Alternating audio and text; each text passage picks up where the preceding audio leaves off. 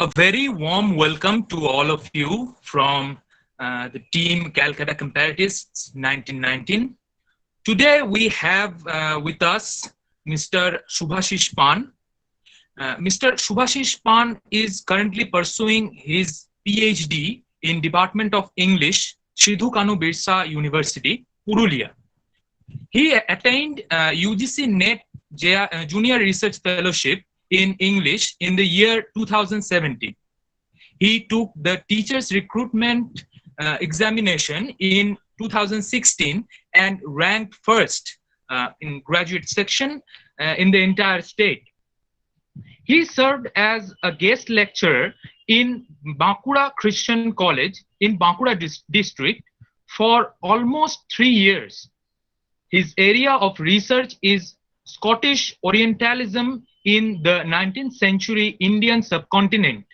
Besides, he takes academic interests in areas like Victorian literature, Dalit literature, Indian English drama, etc. He also has participated and presented research articles in a number of national and international seminar conferences. Now, I will request Mr. Subhasis to share his thoughts with us. Mr. Subhasis, over to you. Okay, thank you for such a warm welcome. Indeed, I am very much pleased. And yes, I also want to thank you for this wonderful initiative that you have taken. We want to use this platform for exchanging our ideas, our thoughts, as well as I think it will enrich us in several ways. Now, without much ado, I think I should go directly to my topic that I actually proposed that I will talk on this. As you can see, that the title of my talk is Unfolding the Blood History, Scottish Orientalism in the 19th Century Indian Subcontinent. Now, at the very beginning, let me tell you that, yes, and one more thing before I begin, that I extend my heartfelt thankfulness to that person who has created that poster. Yes, that poster is very much significant, and that is why I have taken it in my PPT as well. You can see it. And yes, that blood history is very much important for us. And in this talk, throughout this talk, I have divided it into 3 main parts, as you can say. First, history, as we know history is. Next, we will actually look into the blood history, and after that, we will come to the part Scottish Orientalism with the definition and several implications of Orientalism itself. Now, as this is the very proposed talk, and this is the very pattern that I have actually arranged this. Now, let us go directly to that part of my title, which you can see the first part, Unfolding the Blood History. So, definitely, as you all can understand, that this blood history is obviously the blood history of the British conquest or the British Raj, that we can say. And this history of British Raj, the history of exploitation and the appropriation of the natives, is well known to all of us, and this is also prevalent in the academia as well. Now, definitely, this account of British exploitation is true, and if we actually generate one contemporary person who actually stands dominantly in the defense of this Indian exploitation with his new coinages and loud accent, is obviously Shashi Tharoor. Now, just before some days, before the 15th of August, on the eve of the Independence Day of India, as we all know, while we search our internet or rather social networking site, the very one clip that went viral, actually it went viral much before, but it just appeared before the Independence Day in order to gratify our national sentiment. Whatever. Now, that means Shashi Tharoor, he establishes in his book An Era of Darkness, the British Empire in India, published in 2016. This book is actually the speech by Mr. Shashi Tharoor in the Oxford Union in 2015, and later on it was published as a book in 2016. Now he establishes the historical data for the exploitation of Indian natives. For example, we can say that the disastrous British, quote unquote, that Tharoor himself uses, the British rule that ranged from draining of national resources to Britain, the destruction of Indian textile, steelmaking, and shipping industries, and the negative transformation of Indian agriculture. Now, if you come with the argument of the supposed benefits that India derived from the British Empire, for example, you can say that railways, the rule of the law, English language itself, tea, cricket, then obviously one has his arguments that these were never intended for the benefit of the colonized subjects. But these are introduced to serve the interests of the colonizer. Now, if we take this history as unbiased, which eventually is, then we must submit ourselves to the history that gratifies our national sentiment, as I told you just before. The focus on this popular received history puts the historiography itself in question as we look into the history with more subtle lens. In order to blur something, as I have given in the PowerPoint here, what we need to focus on something.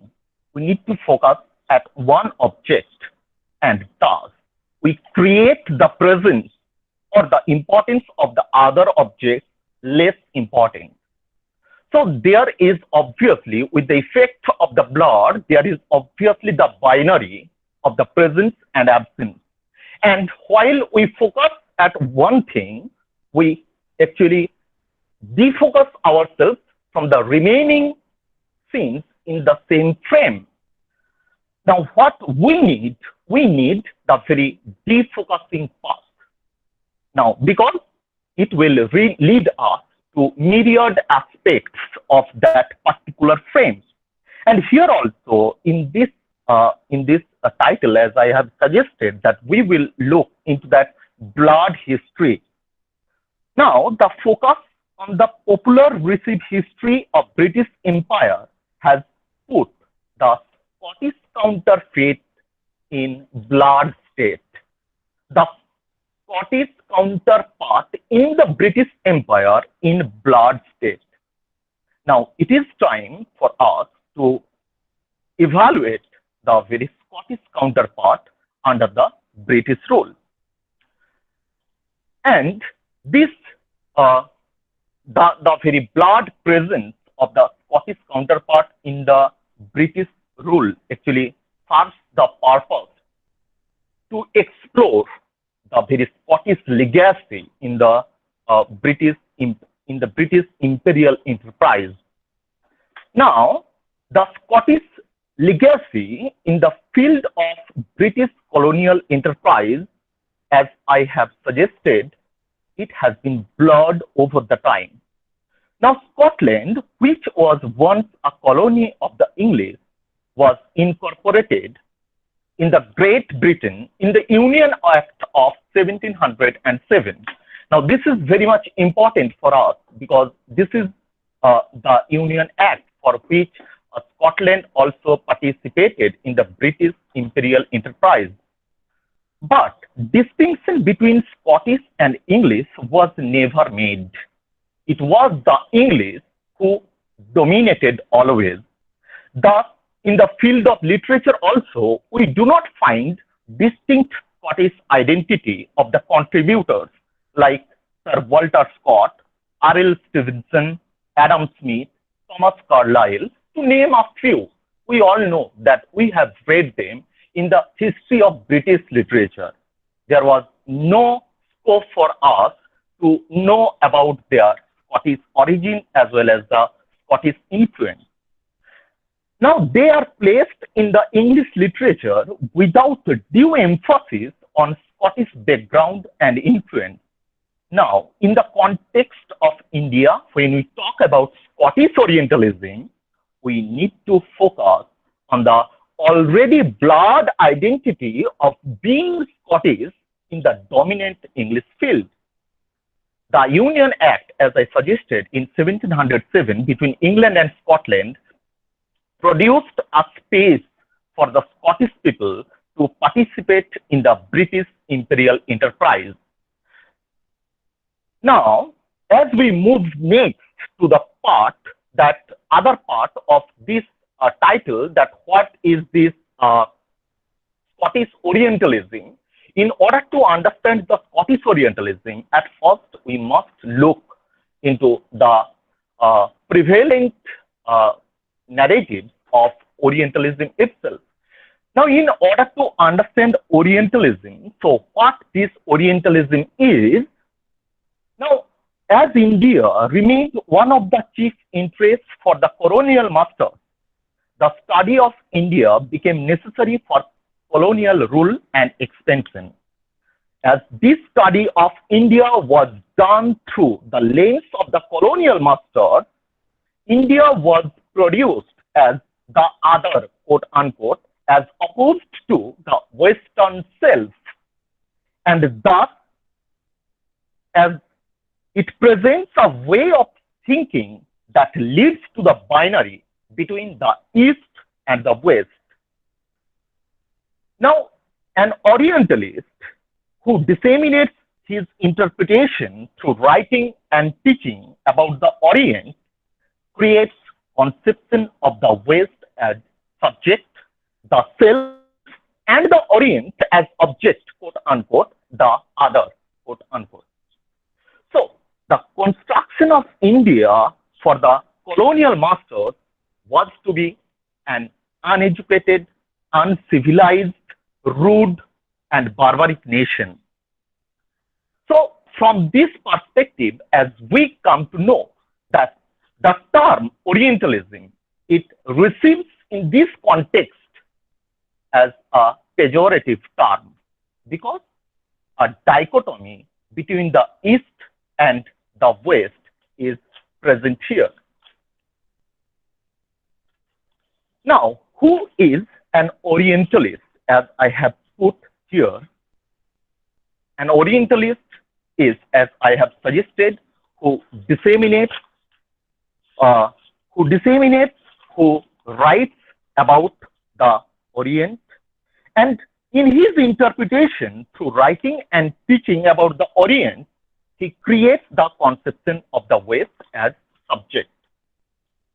An Orientalist is also one who teaches, writes about, or researches the Orient, and the person may be an anthropologist, a sociologist, a philologist, or a historian, either in its specific or general term. This Orient has a special place in European and Western perspective. The Orient's richness in social construction, language, culture has helped the Occident to create a constructing image of the other. The constructing image of the other within single quote, as I have taken it from Edward Said's book Orientalism, page 2. Now, this image of the other, of the Occident, with its image, idea, personality, and experience, Orientalism has been designated to the academic parlance and the Orient has been the main focus of the Orientalists with their doctrines, thesis about the Orient and the Oriental. As I can say that Said himself explained in that same page, page number 2, that it is supporting institutions, vocabulary, scholarship, imagery, doctrines, even colonial bureaucracies and colonial style. So this brief definition of Orientalism and who is an Orientalist, keeping in this mind, we move to the next part, the other prevalent discourses within Orientalism. Now, what are these other prevalent discourses? As I have maintained that I have separated it into 3 parts. At first, material and historical, then the discourse of othering, and last but not the least, the hegemonic discourse. Now, let me put it simply that what is this material or historical discourse that remain within the Orientalism? Now, let me tell you that this material or historical discourse actually sprouts in the 18th century. Said himself discussed and analyzed it, and he actually took the notion of discourse from Michel Foucault's The Archaeology of Knowledge and the Discipline and Punish. Archaeology of Knowledge, published in 1969, and The Discipline and Punish, published in 1975. The corporate institution dealing with the Orient, dealing with it by making statements about it, authorizing views on it, describing it, by teaching it, settling it, ruling over it. In short, Orientalism as a Western style for dominating, restructuring, and having authority over the Orient. Now, operating with a system of discipline, Orientalism produces the Orient politically, sociologically, militarily, ideologically, scientifically, imaginatively. And yes, of course, this has no end. Now, these several methodological alternatives that I have put together, these make up the Orientalist canon with the delimitation of text and authors with the Orient. Now, as we move from this material or historical discourse to the next part of discourse of othering, it is the depiction of the other within quote unquote, in Orientalism is also an important factor. Orientalism is not synonymous with colonialism, but it emphasizes on the geographical sphere, social transaction, thought, and experience of the Orient. This is very important for us to understand. It is the other, quote unquote, in its opposite image, knowledge, idea, personality, and experience. In the opinion of Said, it is Eurocentricity and racism that have created a body of knowledge regarding the East that was not only false, but the inverse of what the East held at its own superiority. And next, I move to the hegemonic discourse that remains within Orientalism. The idea of Western superiority stems from the culture which is hegemonic, both in and outside Europe. In Gramscian view, hegemony is the form of cultural leadership, and hegemony makes certain ideas influential than others. The societal division that Gramsci has made is also important in exercising hegemony. There are 2 types of society, as Gramsci puts it. One is civil and the other one is political. Civil within the civil society, it is voluntary. Civil society itself is voluntary and rational, and political society's role is to dominate in the polity. Culture is found to be operating within civil society, where the influence of ideas, of institutions, and of other persons work not through domination, but by what Gramsci calls consent, quote unquote. And as I have discussed all these discourses that remain within Orientalism in order to develop certain understanding of Orientalism. Now, if we contextualize this Orientalism,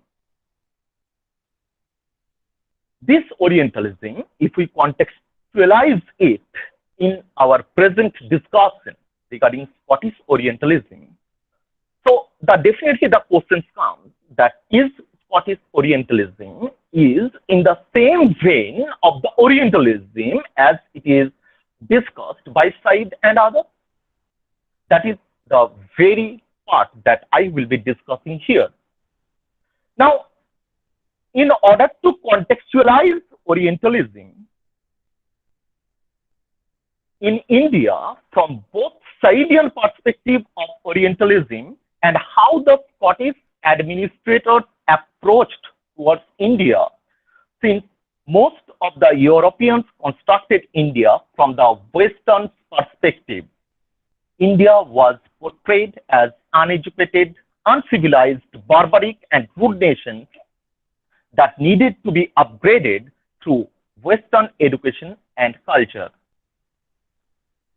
The Orient was a subject not well studied by the 19th century European writers and thinkers like John Stuart Mill, Arnold, Carlyle, Dickens, Newman, Macaulay, Ruskin, George Eliot, and the list goes on. They had definite views on the race and imperialism that eventually denigrated the Orient. If this be the common perspective of Orientalism in the context of India, a different attitude from the Scottish scholar administrators is found on their approach towards India. They studied and understood the Indian culture, religion, language, education, economy, and advanced towards making of the Orient not through conjectural means, but by as India is. Now, this is the very contextualization of the Orientalism that I will discuss here. And as I have skipped the very first question that you can see here, what is Scottish Orientalism? Now, I have skipped it because we needed to contextualize Orientalism first in this parlance, and next we will understand that what we call Scottish Orientalism. Now, to disambiguate the phrase Scottish Orientalism, we need to focus on the Scottish distinction amidst the European rulers in India. Since Scotland was incorporated in the British territory to form the United Kingdom, in the process of British colonization, Scots were also included. They were included for administrative as well as for missionary purpose. We find some Scottish scholar administrators in India who studied and observed the richness of India in the field of economy, education, culture, and religion. So look, definitely you can relate it how we are shifting from the prevalent notion of Orientalism to a different kind of Orientalism that we call Scottish Orientalism. Now, these Scottish scholar administrators, they abandoned the European superiority and they approached towards defining India in its own terms. Among these Scottish scholars, administrators, and missionaries, we find several figures, and that we will discuss later. I have put some of them, but it is not possible to put all of them or discuss all of them. That we will read them, and we have taken these Scottish scholar administrators and missionaries in this discussion. Now, after contextualizing Orientalism, how we can contest this Orientalism, that you can find out. The common meaning of Orientalism that has acquired pejorative sense, a different kind of Orientalism can be seen from the Scottish scholar administrators. However, the Scottish scholar administrators are called Orientalists because they advocated for the making of India not through Western means, as we find in Saidian Orientalism, but by understanding the richness of the Orient. So, this kind of Orientalism is pre-Saidian in nature and concept, as we can call it, and it can also be called constructive Orientalism. This is a term used by Christopher Bailey that I have taken here, constructive Orientalism. Next part, that I go directly into the Scottish intervention by those scholar administrators. The coming of the Scots in India was primarily intended to serve the British interest of colonialism. This is the true picture. However, remaining within the colonial power, the interventions of the Scots in the 19th century India is significant in assessing the Scottish contribution towards India. Though the missionaries aimed to preach the European population, their encounter with and influence upon the Indian native society reveal how the Scots contributed to reform India. The interventions of some Scots upon 19th century Renaissance-stricken Bengal society, that I will call henceforth Bengal intelligentsia, who embraced modern sciences and English education for their Western interaction. The Bengal society of 19th century wanted English education not for their love for Anglicism, but they wanted to use it as a weapon to fight against the ignorance and superstition. We can put an example here by the contemporary writer and who was also contemporary of that Bengali intelligentsia, Krishna Mohan Das. He actually was English educated, and he was at the same time a veteran Sanskrit scholar. Now, this in another context, as we find in the case of Madhav Chandra Molli, in Indian Gazette, he writes that the persons who were pursuing English studies gathered almost the strength required to reform the society and to free it from the sickles of superstition. Some other notable persons who welcomed English education were Tarachand Chakraborty, as I have put these names here, Kishori Chand Mitra, Thierry Chand Mitra, Chandrasekhar Dev, Ramtanu Lahiri, Radhanath Sikdar, and many others. All of them were learned Sanskrit scholars, and they were the key to herald the Young Bengal movement as well in Bengal. Now, this English education had deep impact upon the Young Bengal, and it promoted revolution against existing superstition.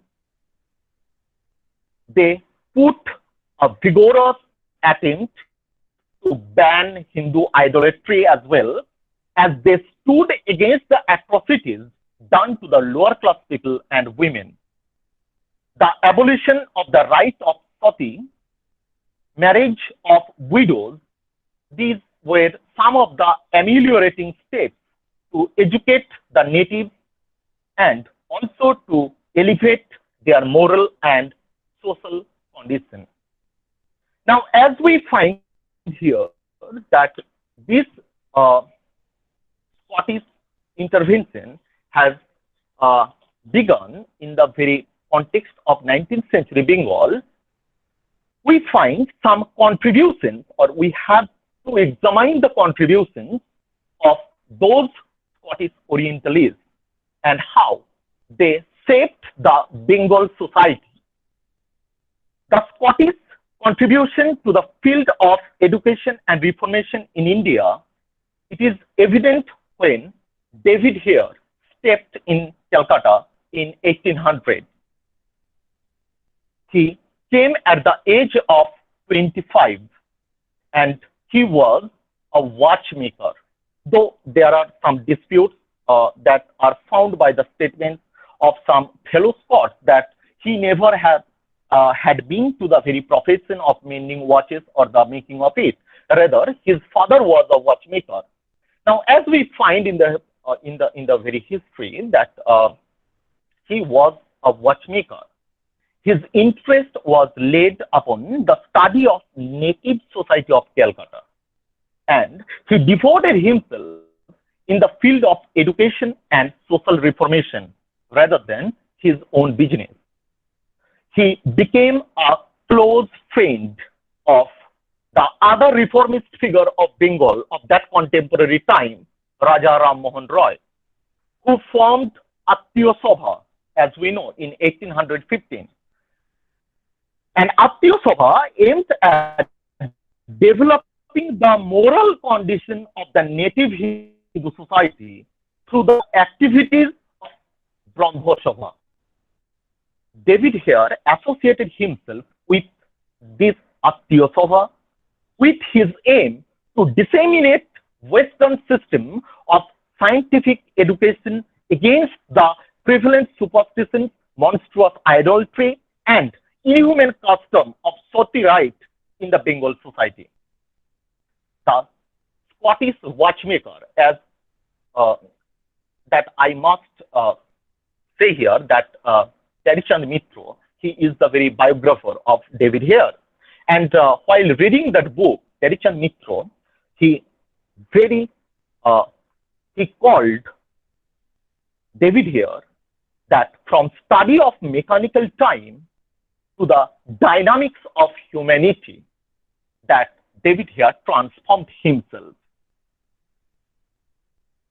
As I have talked about David Hare, his relation with Ram Mohan Roy, and who is, of course, the peerless pioneer, and along with David Hare, Ram Mohan's establishment of this Attiyo Sabha in his house, it was supported by Hare for its aim, but he differed with the suggestion of establishing a college to purge the mind of the native youth.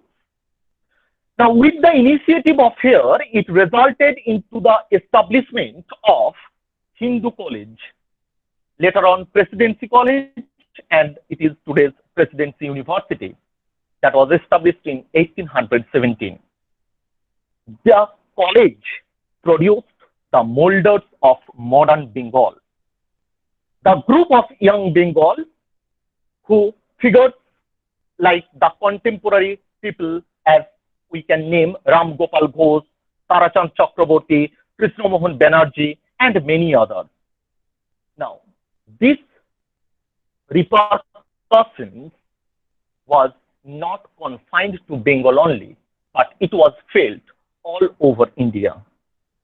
The importance of David Hare in pushing native Bengal towards modernized society is also evident from the fact that he was also associated with a number of schools. For example, School Book Society, that was for preparing and publishing textbooks in English and Bengali. Another one is School Society, that was for establishing new English and Bengali schools in Calcutta. Here also started and managed and supervised Simla School, Alipuri School, Potoldanga School, and these are the names of some of the important schools that David here actually supervised to impart education to the poor students. He was behind the idea of promoting education of the women of Bengal also.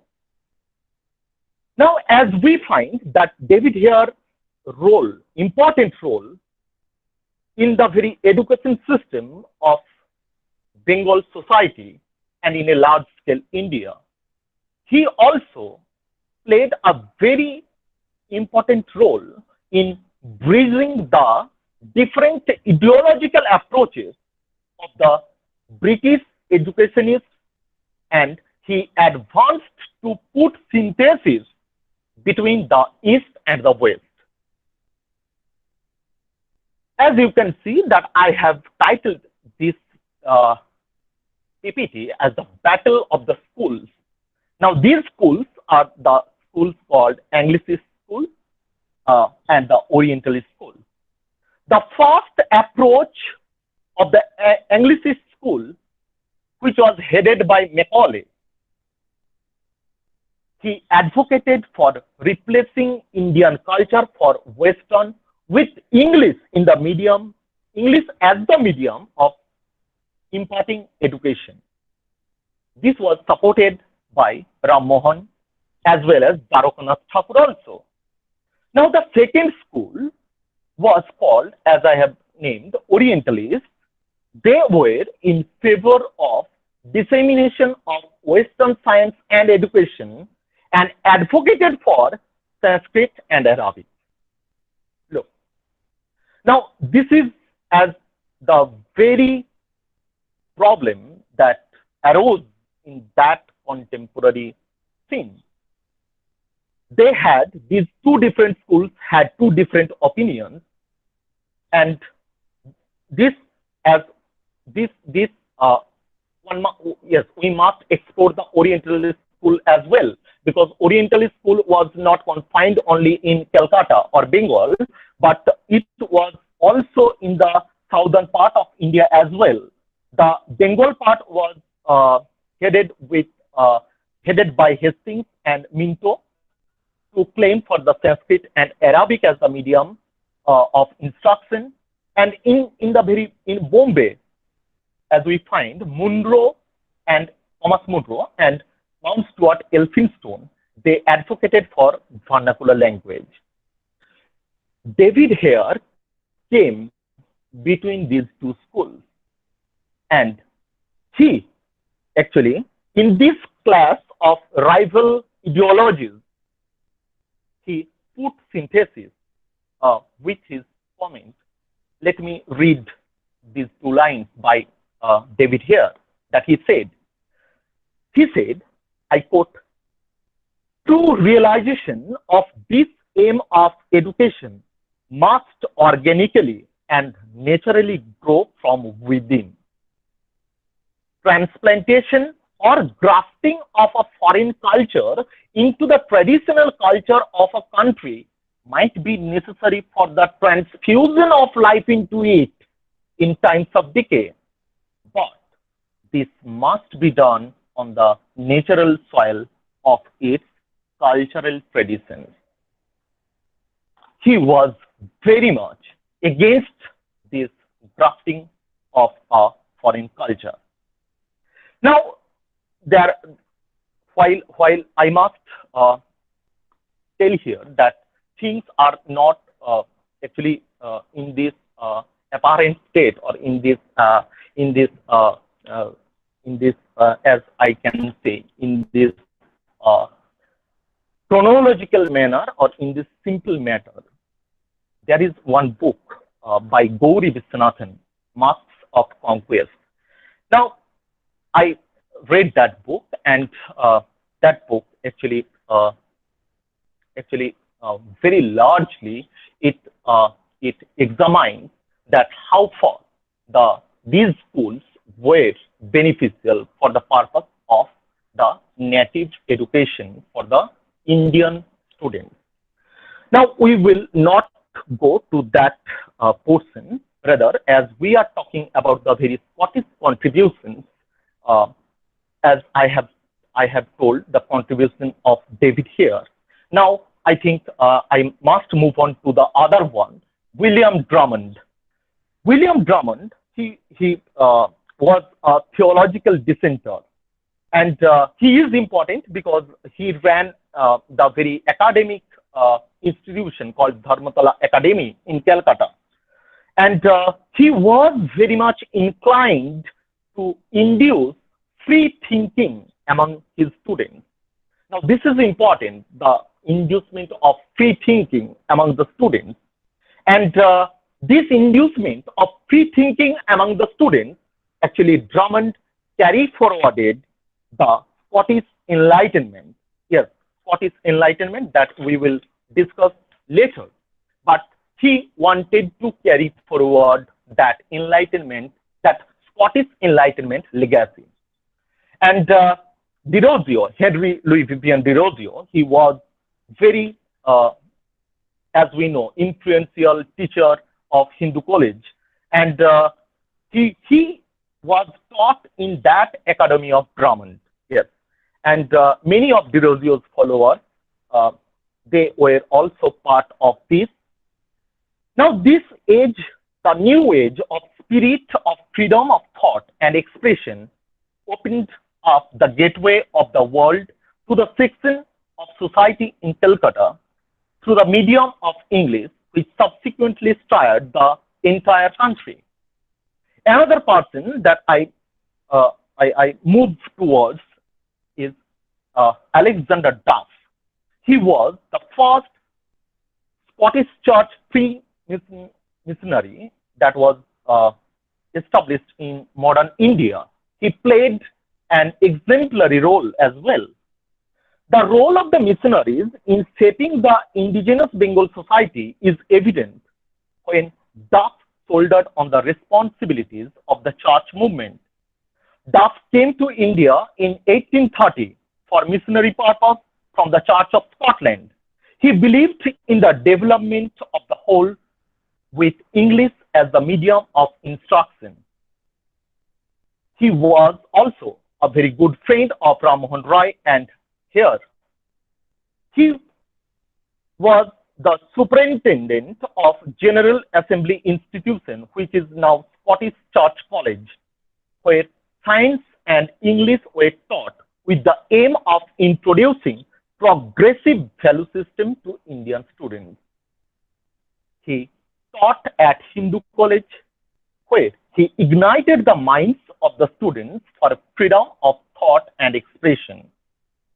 He worked at the Sirampur Press as well with William Carey, another Orientalist, and published books on Bengali grammar and Bible in Bengali. Now, this step to return to the vernacular language Bengali alongside English education by Duff, it marks a shift from the early British Orientalist advocacy of classical Sanskrit literature during Hastings' time in the approach of imparting knowledge to the native.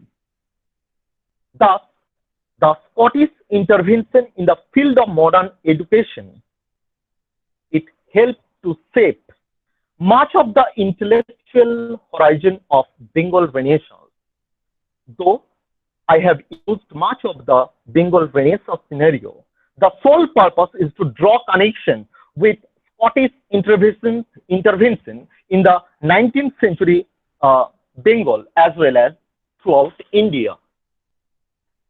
Now, this Scottish impact, it created a reverse track to meet the West, which is exemplified both by Ram Mohan Roy and Dwarkanath Thakur, as they both visited England and they died there.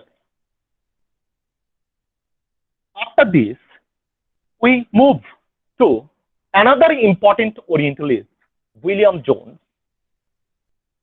Now, the contribution of the missionaries' linguistic and educational work, as we have seen, it marked a significant development of modern Bengal. The Asiatic Society in Calcutta was founded on 15th of January 1784 by William Jones. He was an outstanding scholar, and he arrived in Calcutta on 25th of September 1738 as a judge of the Supreme Court. Now, while others were thinking of individual research and study, Jones was forced to think in terms of a permanent organization for Oriental studies and research in a large-scale India.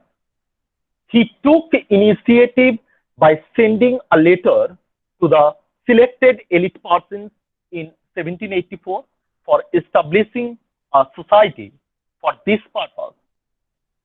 Such ideas by missionaries gave birth to an awakening that resulted to the Renaissance in Bengal, and the missionaries were deeply connected with it.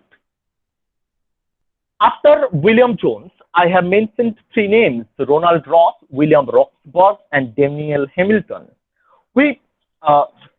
I will not go details here about all of them, but all of them, they were obviously Scottish in origin.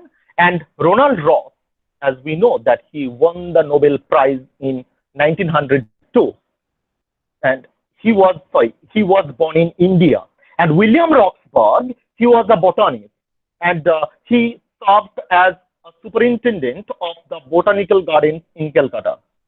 And they conducted research in India and contributed to the field of science in India. Another person, Daniel Hamilton, at that period, he was associated with the rural communities in the Sundarbans area by providing cooperatives and microcredits. After this, we will move to the other part, where we will find that how the Scottish actually played such a role, or what prompted them, the Scottish, to think about India, to research about India and write about them. And the writing is not conjectural, obviously. Yes, now that I move to the other part of it, that from around the mid-19th century to the first quarter of 20th century, the Scottish Orientalists contributed to the socio-cultural, religious, and literary debates affecting the social reality and ideology of the times in Scotland and India. Their approach resulted from the ideas generated during Scottish Enlightenment in the 18th century that we must keep in our mind, that they were greatly influenced by the Scottish Enlightenment. Scottish Enlightenment invented the modern world through its ideas. As the Act of Union in 1707 gave Scotland opportunity to work within and benefit from British enterprise, the Scottish Reformation earlier in the very mid-17th century, that I have put the year 1638, introduced democratic spirit to Scottish culture by offering schools in every parish and establishing up of Scottish Presbyterianism. The Scottish Enlightenment deemed man as a product of history and an animal of his environment. The thirst of knowledge and willingness to challenge the dogmas became the spirit of Scottish Enlightenment. The Scots were influenced by the philosophy of Francis Hutcheson, who believed that people are born with an innate moral sense of what is right and what is wrong. that man is not inherently selfish and his search for personal and public happiness is justified from the sense of moral judgment. Many years later, this liberal thinking by the Scots was exemplified when we find that Indian National Congress was formed, and this was formed with the founding members like Alan Octavian Hume and William Wedderburn.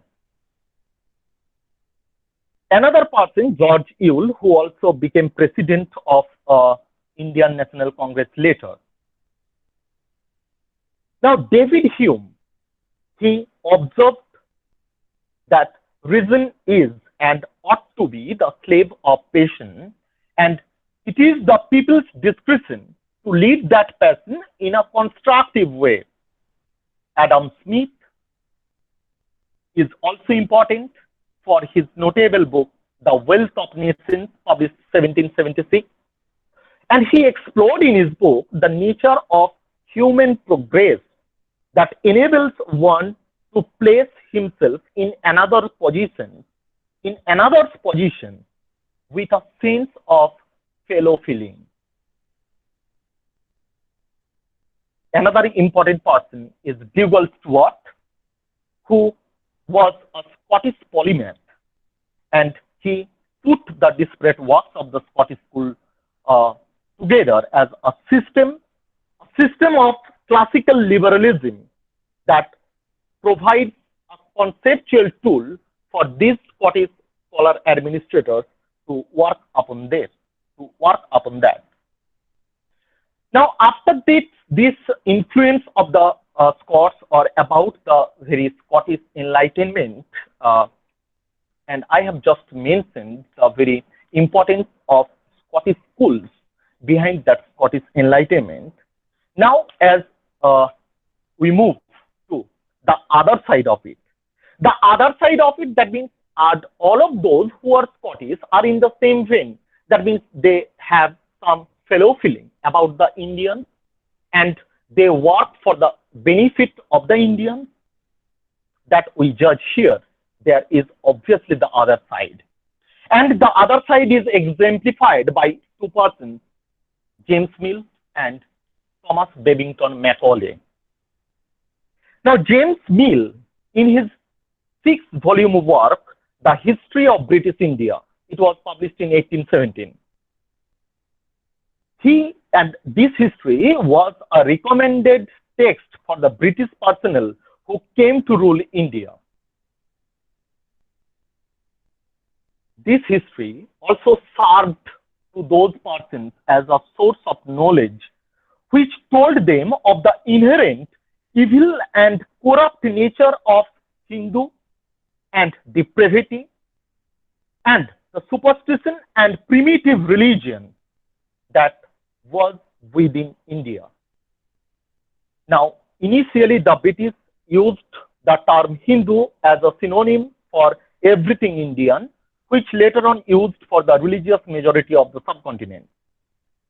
Such misreading and misinterpretation of Indian culture by Mill justified the colonizer's sense of superiority that led to a sense of disinterest among the East India Company servants and the employees of the Raj in Indian culture, literature, and the historical continuity of a civilization that had been validated earlier by Orientalists, by other Orientalists.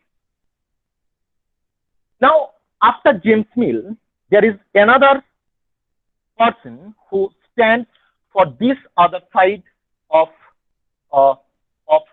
Scottish perception of India.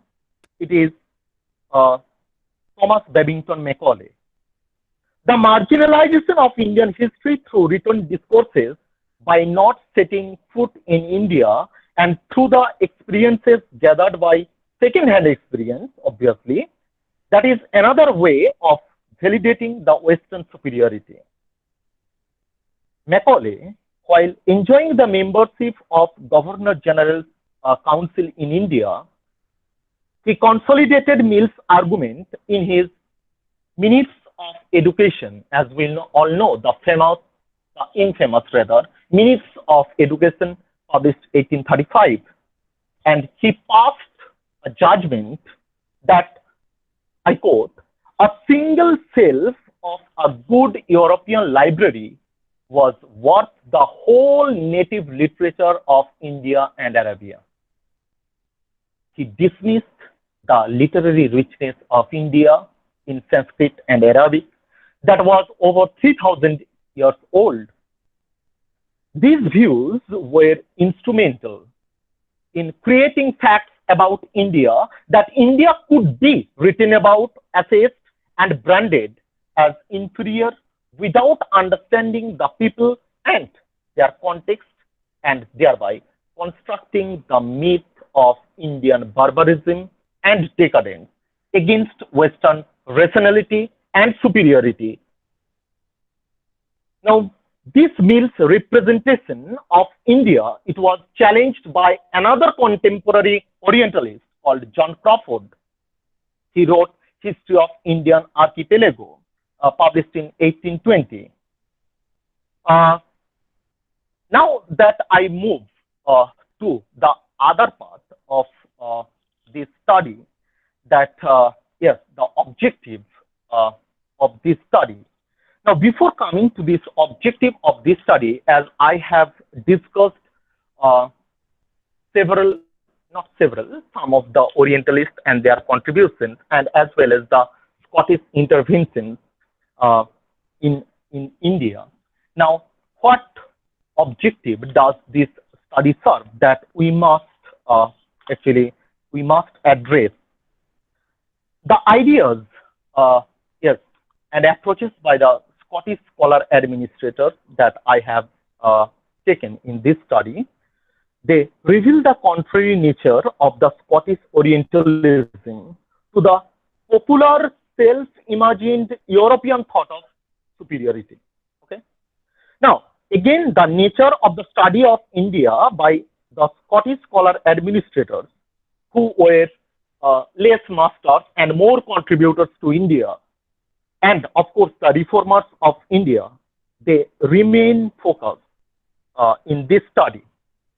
And the contribution of the Scottish scholar administrators in the socio-political context of India, it brings to the fore the influence of Scottish Enlightenment upon them, and it also assesses that how they applied the influence of Scottish Enlightenment in the context of India. The reception of Scottish scholar administrators with their ideas by contemporary Indians also remain significant for this study. And this study is also significant because, as we find, that it opens up a new vista that incorporates plurality of forms and approaches in studying India and reconfiguring the idea of India in the 19th century to the European colonies. The study tries to offer a contrary view of the colonial masters as well. And as this study was offered by Scottish travelers, historians, administrators, they throw some light on the neglected part of Indian historiography as well as literature. Now, these are the other notable Orientalists that I have just named them. I could not incorporate them in this study yet. And yes, I think that will take much more time for explanation, for discussion. And these are the other Scottish Orientalists who also remained important, influential in changing the popular view of India through the lens of those colonial masters.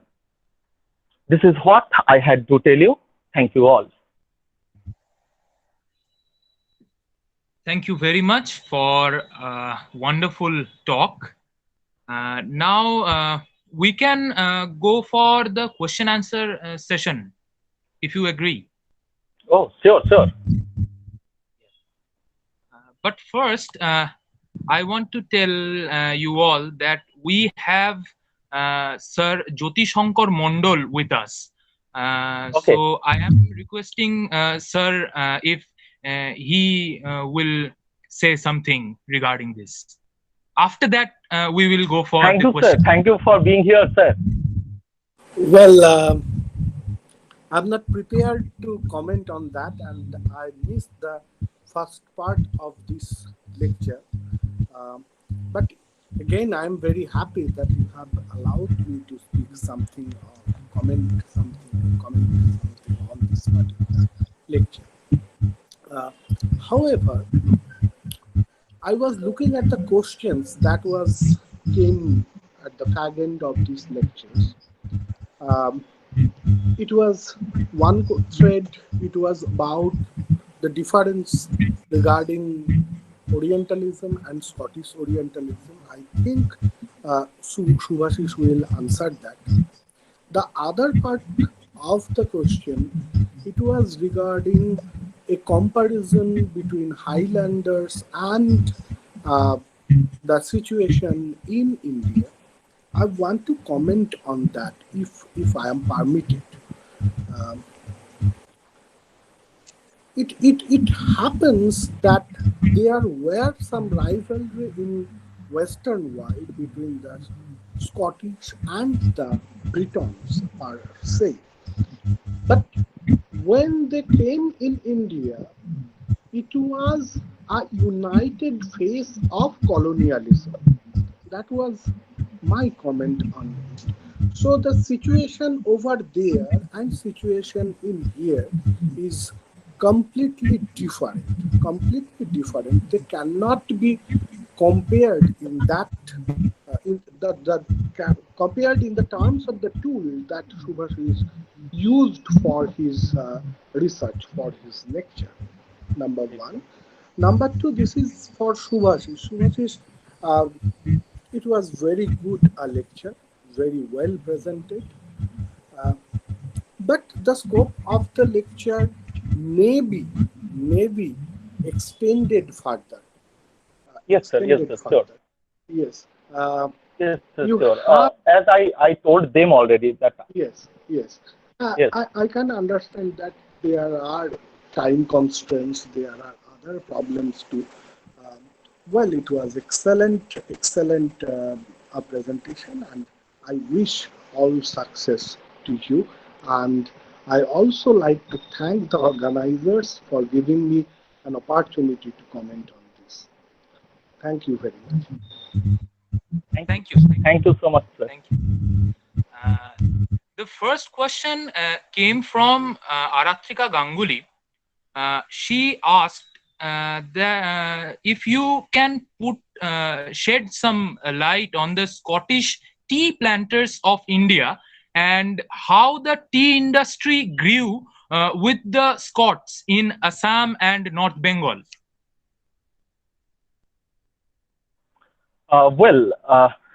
Thank you, Aratrika, for this question.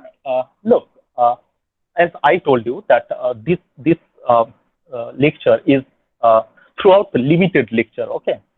Now, who were those Scottish people who were involved in that tree plantation, and why they actually that was moved to Assam, not in Bengal?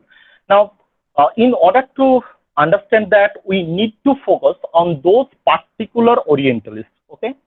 Now, I think you have not found the names that I have mentioned, the Orientalists that I have taken here, because as you know that this study is solely based on the very academic in the field of academia, or in the very field of in the very field of Indian society and the changed nature of Indian society, based on the very social problems, based on the very educational system of India. I think that needs another part of the Scottish Orientalism study. This is a very nice scope as well to explore further. But I have not found in these Orientalists something like that. Okay. Okay. The next question came from Suparna Mondol. She I can asked, see the question. I can see the question. Yeah. Yes. Thank you. Between Scottish Orientalism and Orientalism as whole. Yes, exactly. That is, thank you, Suparna, for this question. Now, that is what I explored in this study, okay?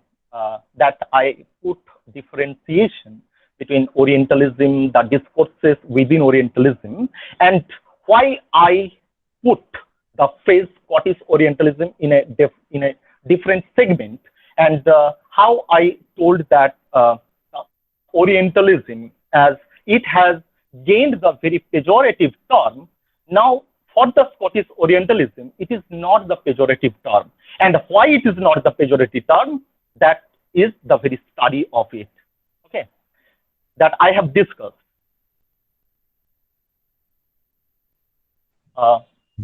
Yes. Yeah. So, the next question came from Sukanya Roy. She made a big one. I'm reading the whole. Okay. So you said that the Scottish Orientalists made some constructive movements towards education, both men and women. And as we all know, during the Bengal Renaissance, the society moved forward towards a better future. But was it able to reach everyone, including the rich and the poor? As we know, the women and men of the elite society were positively moving towards education, culture, etc. But what about the poor people or the women living in the Andar Mahal? Were they equally enlightened? Very nice question, and actually this can be a topic of a whole webinar as well. Yes. Now, to put it very simply, that yes, obviously this is a constructive movement towards education as a whole, both men and women. But definitely, as we know, that I mentioned that David here played a very important part for education of the women in Bengal society. And if we look into the various types of schools put forward by the Scottish Orientalists, as well as I was looking at that there were several women Orientalists, or rather not Orientalists, I should call, because I have not found them to be Orientalists yet, but women missionaries as well. They actually served to the poor, and they served for both education and for health purposes as well. Now, why the men and women of elite society were positively moving towards the education? This is I don't think that at that time there was such kind of difference between the elite and the poor. Obviously, there were some who were in the very position of the British Raj, and who enjoyed the very position of being within the British Raj. But the poor people and women living in the Andar Mahal that you call, yes, I think when the whole society is changed, when the whole society is getting some kind of repercussions of some influence, then if you live in the Andar Mahal also, I don't think that the repercussions, the rippling of that wave of change would not reach to that person. though not directly, but definitely indirectly that will reach to them. And yes, I call that, yes, enlightenment is for everyone, and it is without the poor, without the rich, and the men, women as well. That is what my take is. May I permitted to add something on that? Sure, sir. Sure, sir. Yeah. Shumon, may I? Yes, sir. Yes, sir. Definitely. Yes. I just want to mention two incidents. One is pointed out in Shivnath Shastri's book, 19th Century Bengal. And Subhasis pointed out David here. Now, when he was, Shivnath Shastri is writing about Ramtanu Lahiri, বইটার নামও রামতনু লাহিড়ী ও তৎকালীন বঙ্গ সমাজ. He pointed out very clearly how Ramtanu get the opportunity of English education. He was not in so-called from so-called elite society, elite quote unquote. He was very poor, a boy living in a village, and he reaches to Kolkata in some of his relations' house, living in very poor condition. He used to run behind the palki of David here and uttering the word, very poor boy, sir, give me the opportunity, something like this. He is pleading for free education. And that was the custom at that time. When David Hare used to go to his school, young people who are really interested in education, especially in Western education, they used to run after him with such pleading. This is number one. So enlightenment came only to the elite society. It was not the fact. But enlightenment reaches to those people who have a kind of foresight. I must point out. It was not the question whether you are rich or you are poor. If you are rich, you have certain kind of facilities, definitely so. But if you are poor, but you have a kind of foresight, if you have some kind of pragmatism within you, if you can track how far the Western education is important for better employment, people from the villages, they used to come to Kolkata and they ran after the palki of David here. This is number one. Number two, রাসসুন্দরী দেবীর যে জীবনীটি রয়েছে, autobiography of রাসসুন্দরী Devi, though it was very late an event, but still I must point out that he is a widow who is definitely confined in the Andor Mahal. But yet, sometime later, the Western education, it reaches to her. এই মুহূর্তে যদি ভাবি Kadambini, the first lady doctor, he is a product of Western education despite of all odds. He is not from a very well-to-do society. They are বাংলায় যাকে বলে সচ্ছল, from that kind of society, but they were not exactly rich, or they were not somebody who were the descendant of the jamindars. Thirdly, the missionaries, in their eye, they have not differentiated between the rich and the poor. They used to treat everybody almost in the same way.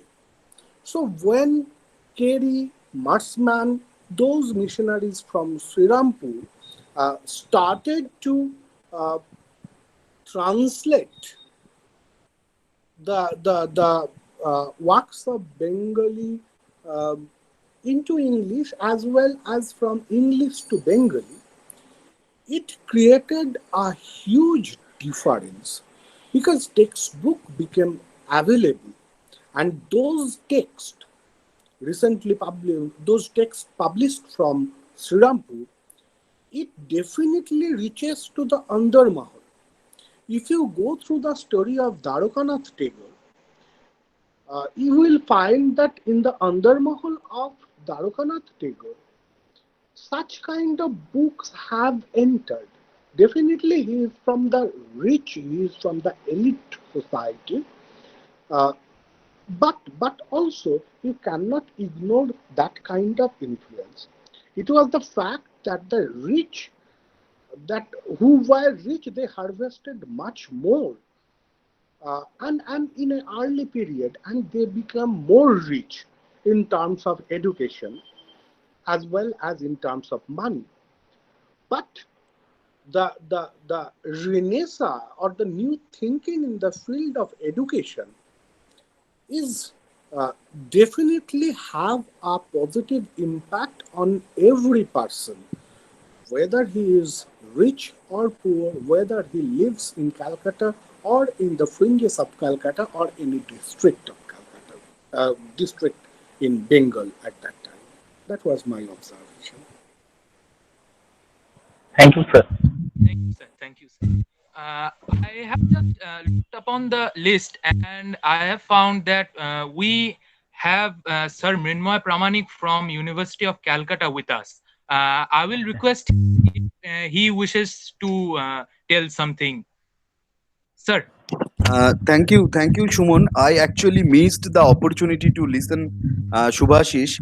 I was actually eagerly waiting for this lecture, but I had another lecture in my department and some other work, so I missed his lecture. But I was listening Jyotida's response to Subhasis, and I can assume that it was really a brilliant session.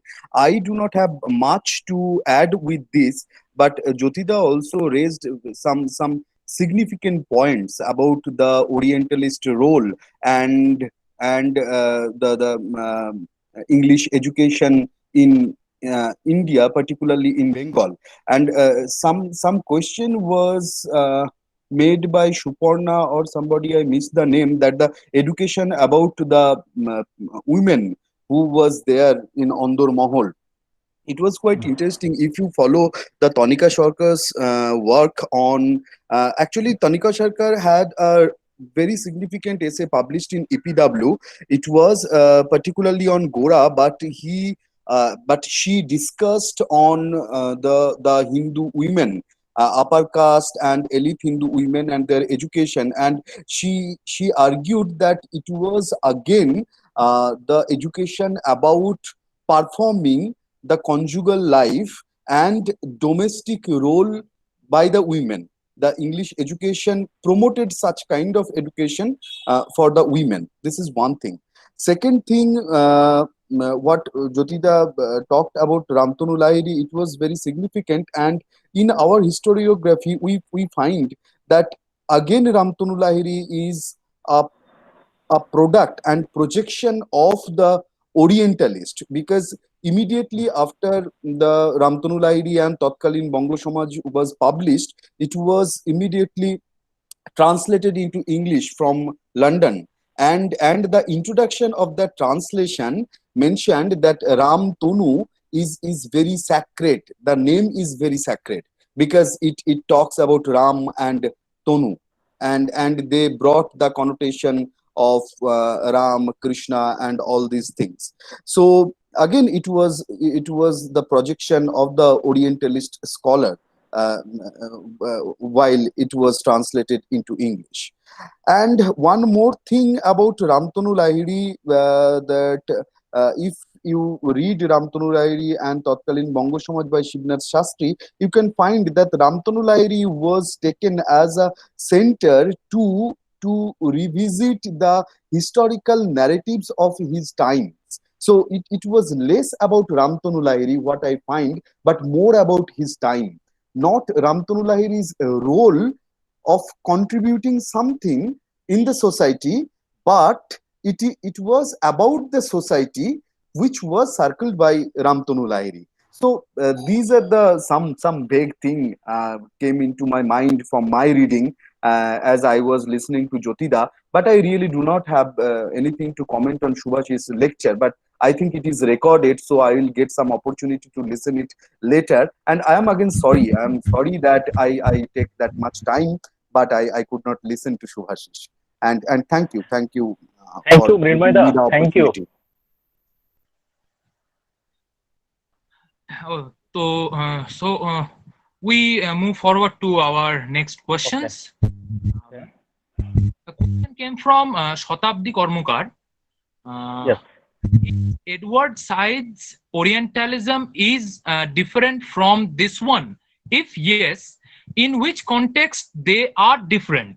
If this Orientalism can be termed as constructive Orientalism, can Said's Orientalism be termed as the same or not? Yes. I think this is the very essence of this talk. This is the very essence of this lecture as well.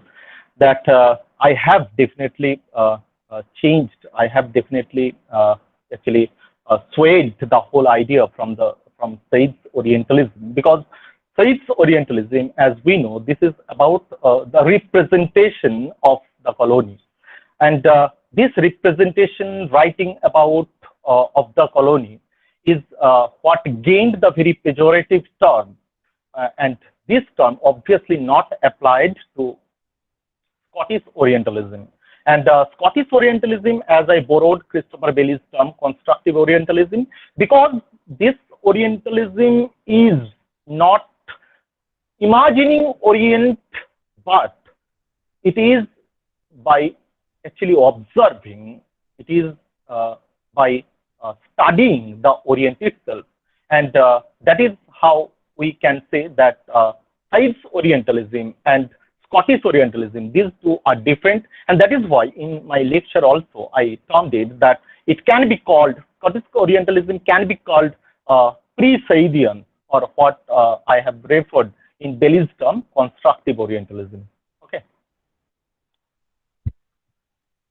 Yep. Another question came from Arachika Ganguly. Yes, I think this is the question that Sir has answered. Yep. So, can you see the question? Then you can discuss yes, it. I think Sir has answered it quite well, and Sir has put some definite views about what Arachika actually suggested. This is definitely some path that we must look into our study. But still yet, this is not what my study actually is concerned with. Okay, that is what I also want to suggest. Sure. Next question, Aja. There is questions. Two or three questions, I guess, came from Arnab Chakraborty. My question is that if the values and learning of the Scottish Enlightenment was inculcated by the Scottish scholar Orientalists, how far did these values uphold an earlier Kantian model of inclusive cosmopolitanism as a model ideological trope of the European Enlightenment as a whole? As the earlier Kantian model did not include pre-colonial minor cosmopolitanisms, did the Scottish Enlightenment and the later Orientalists do so? Yes. Now, this is definitely a very good question as well. And as I can comment here, that about the Scottish Orientalism. Now, this Scottish Orientalism is obviously from the very philosophy that I suggested, is from Francis Hutcheson, and as I told, by David Hume and Adam Smith as well, who all formed the basics of this Scottish Enlightenment.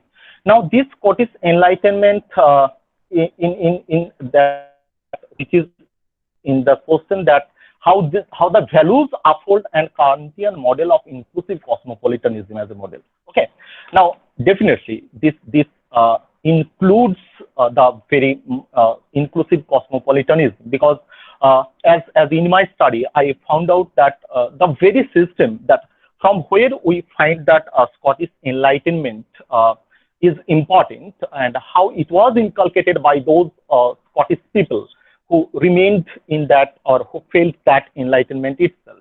Now they had a very different school system, okay, that Paris school system, and which was different from that of the English school system or English school education. And as I found that this school system, Paris school system, which was without any kind of marker of rich and the poor, all kind of people, they actually used to go there, they used to read together, and they used to imbibe within them a kind of inclusiveness, a kind of fellow feeling for each other, which is absent as well in the same vein of the English education system, because in the English education system we find that this was marked with the very school for the rich ones and school for the poor ones. So yes, I think this is definitely inclusive in its performance, in its exhibition of the Enlightenment. And lastly, I have one personal question to you. Yes, sure. The very part where you have stated the Scott contribution to shape Bengal's society, you haven't pointed out the role of Scottish Church College. It was, I think, established in 1830s or 1840s. So can you say something about this, the role of Scottish Church College and the shaping of the society? I have this question. Actually, no. This is in my study. What I found that how the school system actually performed. Okay, that how the school system of Calcutta or that I told here, that the school system of the Bengal society during this the period of this Scottish Orientalism, or during Bengal Renaissance as well. Now at that time the education actually was based on, as we know, that there was no certain kind of certain specific kind of imparting education, certain specific system of imparting education. Now, as we find that Scottish Church College, as I told you, that it was Alexander Duff who actually first he was the very superintendent of the General Assembly institution that was a part of the Scottish Free Church Mission. And this institution, that General Church institution, this was later converted to Scottish Church College.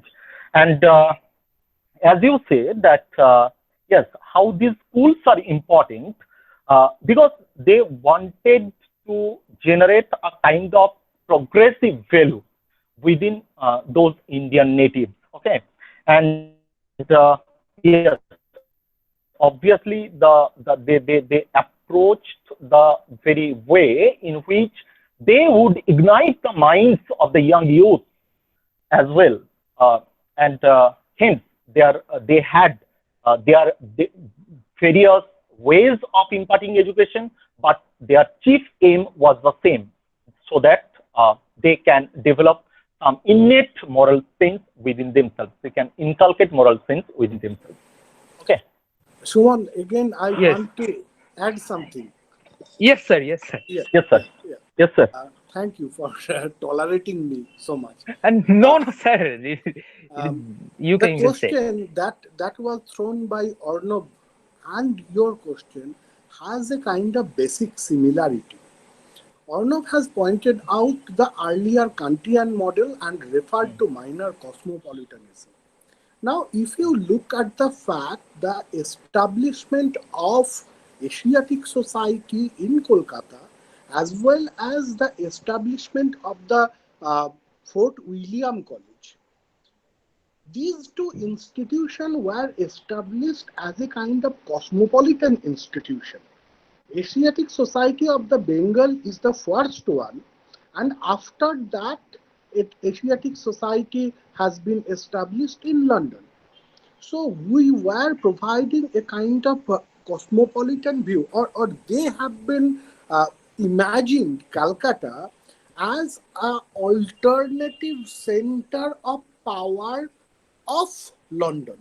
London was definitely original center, but Calcutta has been established and has been shaped as well as envisioned by those English colonialists, English Orientalists as a power hub that will operate in India.